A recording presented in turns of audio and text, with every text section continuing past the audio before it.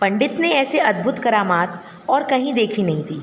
घर जाते जाते वह बस इसी बात को सोचते जा रहे थे, कोलू वाले ने भी क्या तरकीब निकाली है। उस बेचारे बैल की तो खैर नहीं। पंडित जी सोच रहे थे कि कोलू वाला बड़ा समझदार है, इसने क्या तरकीब निकाली।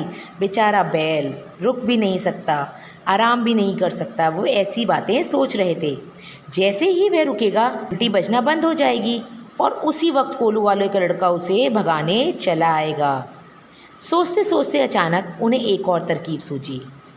अच्छा, अगर वो बैल एक ही जगह खड़ा रहकर सिर हिलाता रहे तो घंटी बजती रहेगी। पंडित जी का दिमाग फिर चलने लगा। फिर कोलू वाले के लड़के को कैसे पता चलेगा कि बैल चल रहा है या खड़ा हो गया। उनके मन में फिर एक प्रश्न आया। अब वो क्या करेंगे बताओ। पक्का वो इस प्रश्न को भी उस बैल वाले बच्चे से ज़रूर पूछेंगे। पंडित जी को भारी चिंता हुई। वो फिर परेशान हो गए।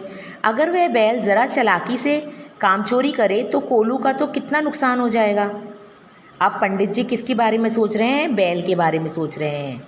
यह सब सोचकर वापस कोलू वाले के पास जा पहुँचे और बोले, अरे वो जो घंटी वाली बात तुम कह रहे थे उसमें तो बड़ी गलती है। अगर वह बैल काम चोरी करके घंटी बजाता रहे तो फिर क्या करोगे। अब पंडित जी ने उससे बोला कि अगर वो बैल एक ही जगह खड़ा रहे और घंटी बजाता रहे फिर तुम क्या करोगे।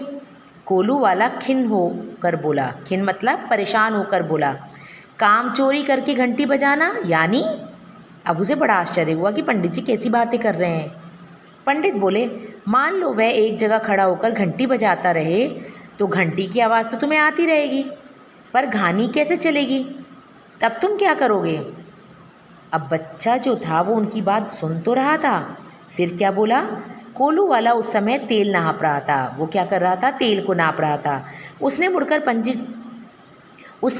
पंडित जी की ओर देखा और बोला, मेरा बैल क्या शास्त्र पढ़कर पंडित बना है। उसको बड़ा गुस्सा आ रहा था। उसने कहा, क्या मेरा बैल पढ़ा लिखा है? शास्त्र मतलब उसने कोई पुराण पढ़ रखा है, कोई उसने किताब पढ़ रखी है कि उसका इतना दिमाग चलता होगा। ना तो वह आपकी पाठशाला में गया है और ना ही उसने शास्त्र पढ़ा है, और फिर बैल को इतनी अकल कहाँ होती है।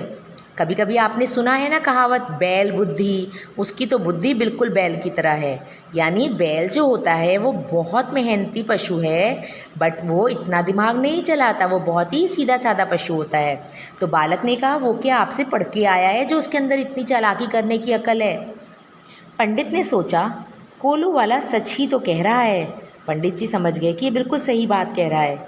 उस मूर्ख बैल ने कभी शास्त्र पढ़कर देखा ही नहीं, इसलिए उस मूर्ख बैल की सारी चालाकी खत्म।